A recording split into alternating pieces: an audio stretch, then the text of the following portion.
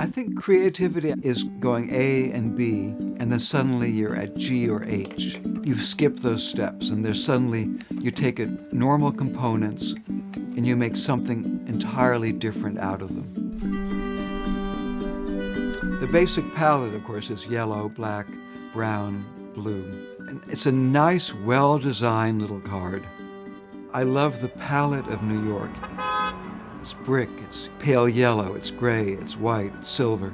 And I love how that works. I started using Metro cards in a random way. I was riding the subway, and there was a poster advertising the Metro card, which was kind of new then. So then I came home, I thought, well, let me try to make my own little Metro card. I had no idea. It was like having a good but not great first date. Then you have no idea you're going to end up with that person, that kind of thing. So I became hooked. I kept going. So this is made entirely from Metro cards. You do have a limited palette, so I like sort of butting my head against the limitations. This is a series I started of the skies of New York, and it sounds a little bit idiotic, but it took me a long time to realize I could use the back of the Metro cards. And then I became really entranced by the material. You know, it's shiny, it's strong, it's going to last forever. And this is for the days you're not sure if it's a good day, a bad day, or somewhere in between. I always say just go for it, to really avoid worrying about the finished product. And if it's terrible, you throw it out and nobody has to know.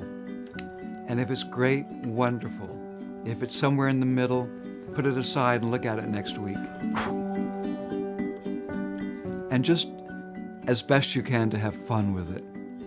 I just ordered some on eBay and they're still in the envelope. Here's a new supply. So this pile is 100 cards, layer by layer by layer by layer.